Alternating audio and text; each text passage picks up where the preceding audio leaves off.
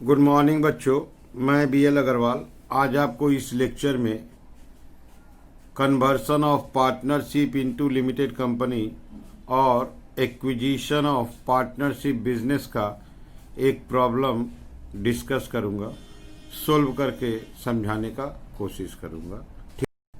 ये रख दिया आपके सामने problem. Somsons limited agreed to purchase the business of a firm consisting of two brothers के सोम और डी सोम। एक कंपनी है जिसका नाम है सॉमसन्स लिमिटेड। ये के सोम और डी सोम का बिजनेस परचेज करेगा, दैट इज एक्वायर करेगा। बैलेंस शीट पार्टनरशिप फर्म का दिया हुआ है, पार्टनर्स कैपिटल का ही टुकड़ा है, general reserve, creditor and outstanding liability हुआ।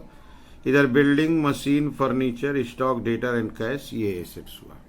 तो सॉमसन लिमिटेड के सोम और डी सोम का इस बिजनेस को टेक ओवर करेगा, तो उसके लिए एक प्राइस फिक्स होना चाहिए। That price is called purchase consideration.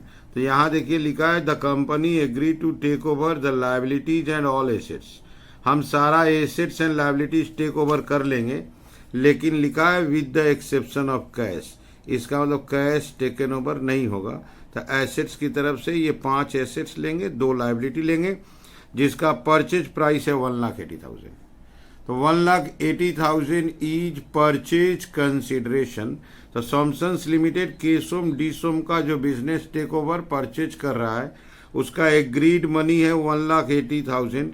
सारा एसेट्स लायबिलिटी लेंगे, लेकिन कैश नहीं लेंगे। 180 का पेमेंट कैसे करेंगे? 1/4 कैश में देंगे और 3/4 बाई इशू ऑफ शेयर्स। बाद बाकी पैसा शेयर के रूप में देंगे। जो शेयर देंगे 10 रुपया वाला शेयर है, लेकिन उसका 12 रुपया 50 पैसा माना जाएगा। इट मीन्स 2 रुपया 50 पैसा प्रीमियम होगा। जब हम एसेट्स टेक ओवर करेंगे तो एसेट्स का वैल्यू चेंज कर देंगे।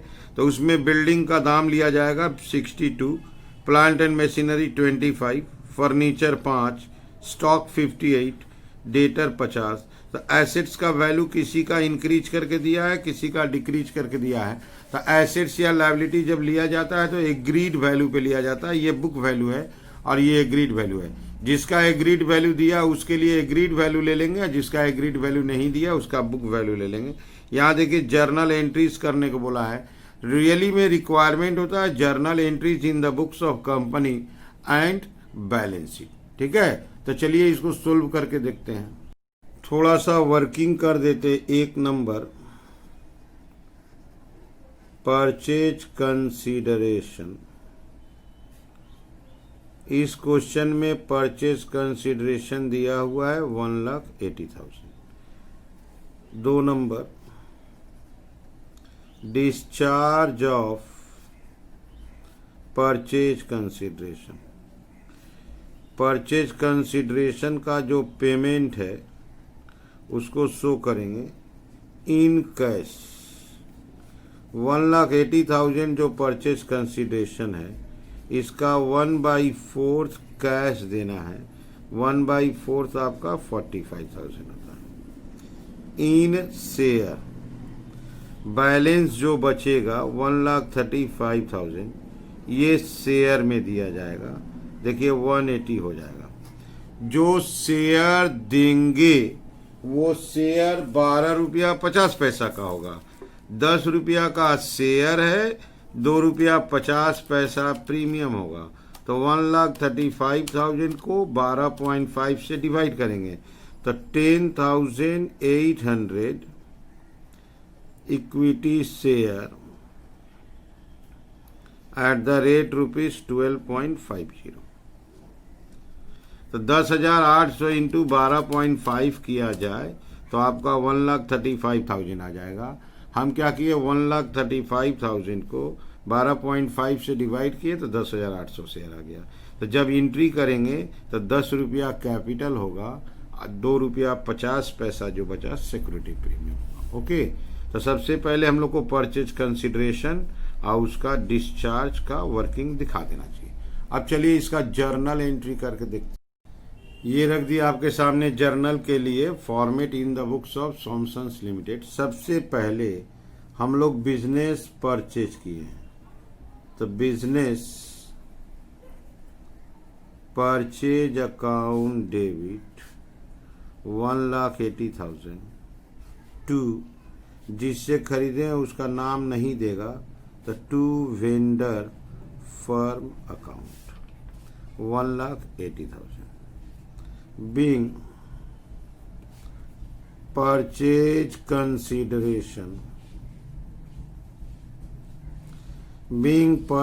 consideration due on acquisition of business।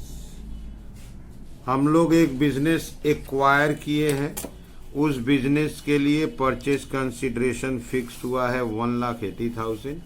तो पहला एंट्री कर दिए, business purchase account debit to vendor firm, उसका नाम नहीं था। अब हम लोग उसका एसेट्स लायबिलिटीज टेक ओवर कर लेंगे। एसेट्स लायबिलिटीज एग्रीड वैल्यू पे लेंगे।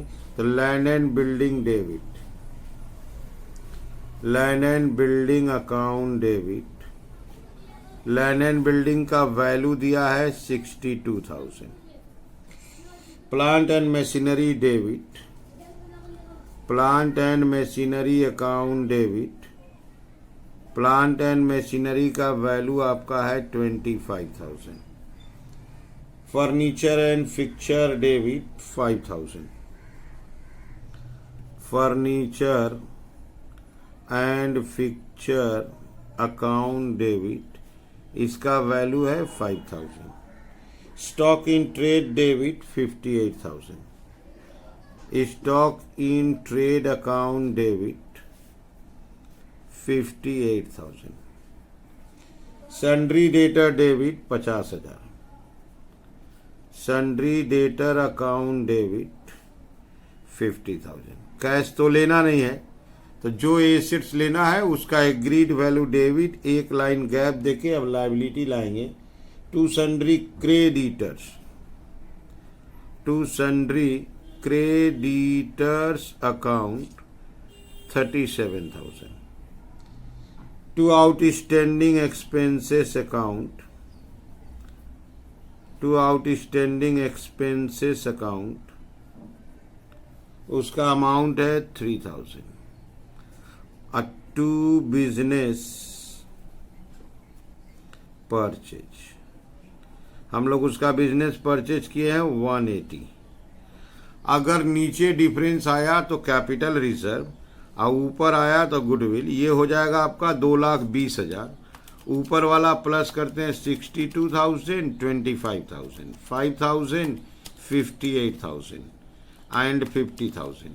ऊपर वाला हो रहा है 2 लाख और ये हो रहा है 220, तो यहाँ बैलेंस आएगा गुडविल अकाउंट डेबिट, ये बैलेंसिंग फिगर है, ये आया आपका 20,000। नरेशन होगा being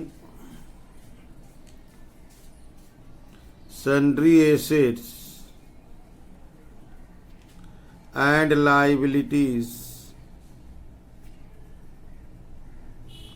taken over at agreed value and balance transferred to goodwill on acquisition of business। Being sundry assets and liabilities taken over, अब बैलेंस गुडविल में गया इसलिए बैलेंस ट्रांसफर टू गुडविल कर दिए। तो एंट्री नंबर 2 का character है, जो जो एसेट्स लेंगे उसको एग्रीड वैल्यू पे डेबिट करते चले जाएंगे, और जो लायबिलिटी लेंगे उसको क्रेडिट टू बिजनेस परचेज। ऊपर आया गुडविल और नीचे आने से कैपिटल रिजर्व। अब हम लोग पेमेंट देंगे, डिस्चार्ज करेंगे, वेंडर फर्म को पैसा देंगे।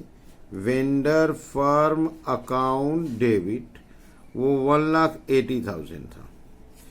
कैश देना है तो टू बैंक अकाउंट 45। इसके बाद उसको शेयर देना है तो to equity share capital.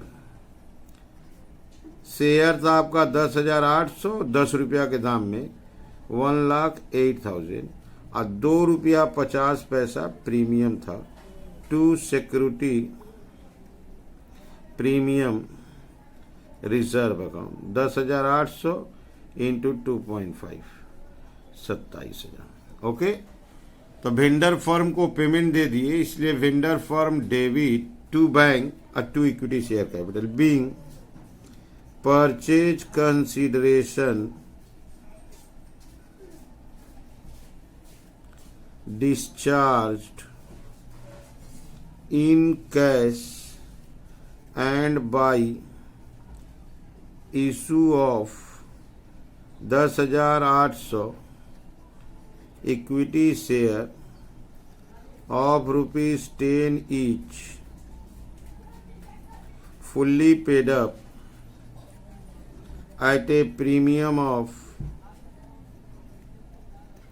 Rupees 2.50 पर शेयर। ओके, तो यहाँ पर हम लोग परचेज कंसिडरेशन का पेमेंट कर दिए, कैश दिए और थोड़ा सा शेयर दिए, नरेशन में उसको बता दिए। तो जब बिजनेस एक्विजिशन का बात होता है तो ये 3 एंट्री ही मेन है। पहले हम लोग बिजनेस परचेज करेंगे तो business purchase to vendor, assets liability take over करेंगे तो सारा एसेट्स जो एग्रीड वैल्यू पे लिया गया debit, liability credit to business purchase, ऊपर आया गुडविल डेबिट। ओके, और 3 नंबर में उसका पेमेंट कर देंगे। ओके, चलिए इसका बैलेंस शीट बना के ये रख दिया आपके सामने बैलेंस शीट का फॉर्मेट। कंपनी का बैलेंस शीट है। सबसे पहले हेडिंग होगा equity and liabilities. Equity and liabilities में आपका ए नंबर आएगा share holders fund. Share holders fund में रोमन 1 शेयर कैपिटल, अगर आपको याद हो तो 1,08,000 रुपया का शेयर इशू हुआ है। रोमन 2 में आएगा आपका reserve and surplus. Share issue में 27,000 सिक्योरिटी प्रीमियम था। B number non current liabilities. Non current liabilities में लॉन्ग टर्म बोरोइंग डिबेंचर आता है जो इस क्वेश्चन में नहीं है। C number current liabilities. Current liabilities में एक नंबर आता है शॉर्ट टर्म बोरोइंग्स। हम लोग 45,000 का पेमेंट किए थे जो अपने पास बैंक में कोई बैलेंस नहीं था, तो वो 45,000 आपका बैंक ओवरड्राफ्ट बन गया। इसके बाद यहाँ आएगा ट्रेड पेएबल्स। ट्रेड पेएबल्स में वो क्रेडिटर आता है जो जर्नल एंट्री में आया था। क्रेडिटर आपका 37,000 था। क्रेडिटर आपका 37,000 था और आउटस्टैंडिंग एक था, वो अदर करेंट लायबिलिटी बोल के आ जाएगा। अदर करेंट लायबिलिटी क्रेडिटर था 3,000। ये हो गया आपका टोटल। तो सबसे पहले जो शेयर इशू हुआ था वो शेयर कैपिटल बोल के लिख दिए 1,08,000। उसके बाद सिक्योरिटी प्रीमियम था तो रिजर्व सरप्लस में दे दिए। डिवेंचर है नहीं, पेमेंट किए हैं 45, बैंक बैलेंस था नहीं, 45 निगेटिव, बैंक ओवरड्राफ्ट हो गया। Trade payable other current liability. इसके बाद आएगा हेडिंग आपका एसेट्स।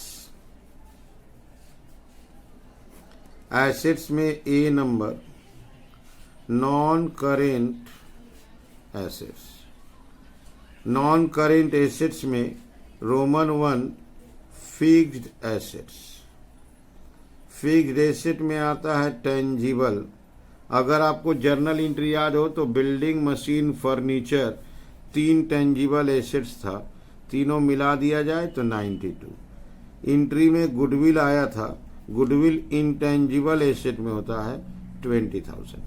क्लियर है। बी नंबर आपका आएगा करेंट एसेट्स। करेंट एसेट्स में एक नंबर इन्वेंट्री। जर्नल एंट्री में स्टॉक आया था, स्टॉक को ही इन्वेंट्री बोलते हैं, वो आपका था 58,000। इसके अलावा ट्रेड रिसीवेबल आया था। ट्रेड रिसीवेबल का मतलब होता है सन्ड्री डेटर। सन्ड्री डेटर आया था आपका 50,000। और तो कुछ था नहीं, बस इसको प्लस कर देंगे। ये हो गया आपका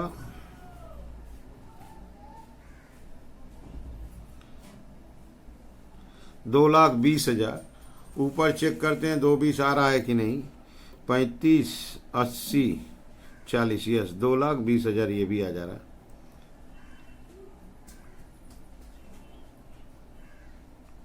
ठीक है, तो ये बैलेंस शीट आ गया आपका 2,20, ये आ गया आपका टोटल 2,20।